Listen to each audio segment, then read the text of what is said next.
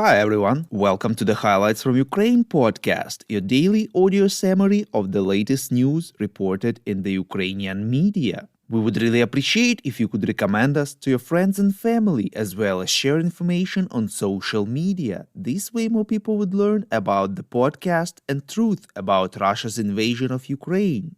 My name is Artem, and here is the news. For 395 days, Ukraine stands strong against the forces of the Russian invasion. President of Ukraine Volodymyr Zelensky said that Kyiv needs additional military support from partners, without which it cannot launch a counteroffensive and liberate the temporarily occupied territories, reports Дзеркало Тижня. In an interview with Japanese publication the Yomiuri Shimbun, Zelensky stressed that Ukraine needs more ammunition and equipment. The head of the Ukrainian state said that Russian troops daily spent about 3 times more ammunition than the Ukrainian army.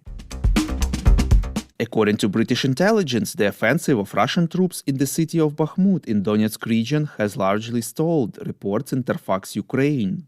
The reason for that is extreme exhaustion of the forces of the invaders, but Ukraine also suffered heavy losses during the defense. The experts believe that Russia has likely shifted its operational focus towards Avdiivka, south of Bakhmut, and to the Kremena-Svatove sector to the north, areas where Russia likely only aspires to stabilize its front line. This suggests an overall return to a more defensive operational design after inconclusive results of attempts to conduct a general offensive since January 2023. British intelligence suggests that the situation of the Russian forces is also likely to have worsened due to tensions between the Russian Ministry of Defense and the Wagner Group, both of which are fighting in the Bakhmut sector. Russia will deploy tactical nuclear weapons on the territory of Belarus, reports Ukrainska Pravda. Russian President Vladimir Putin clarified that the construction of the storage facility for the weapons will be finished on July 1st. According to Putin, the reason for such a step was the statement of the UK about the supply of depleted uranium rounds to Ukraine, which according to Putin is somehow related to nuclear technologies. The Russian dictator said that Moscow has an answer regarding depleted uranium rounds, as they themselves have hundreds of thousands of such rounds which they are not using yet. The US Department of Defense said that there are no indications that Russia is preparing to use nuclear weapons. Putin also claimed that the West plans to send 420 or 440 tanks to Ukraine, the same with ammunition. During this time, Russia will produce new tanks and modernize more than 1,600 existing ones. He said that the total number of tanks of the Russian army will exceed 3 times the number of tanks of the armed forces of Ukraine. Russia also has 10 times more planes. The Russian dictator stated that Ukrainian troops allegedly use about 5,000 shells per day, while the United States produces about 15,000 per month. Putin called aid to Ukraine from Western allies in the form of weapons supplies an attempt to prolong the conflict.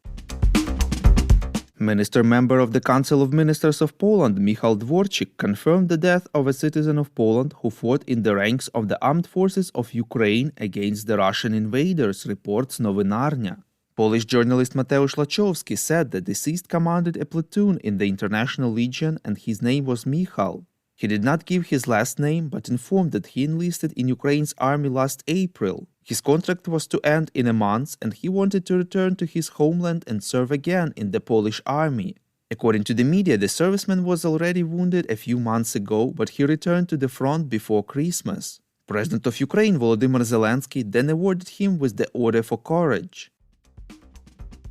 Following a meeting with representatives of the International Monetary Fund and the World Bank, the group of creditors of Ukraine provided financial guarantees for the new program and a moratorium on debt obligations until 2027, reports Ekonomiczna Pravda.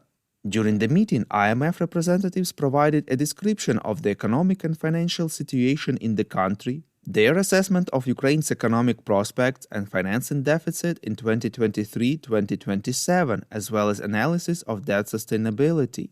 The group also called on all other official bilateral creditors to reach an agreement with Ukraine as soon as possible on providing at least the same favorable debt regime.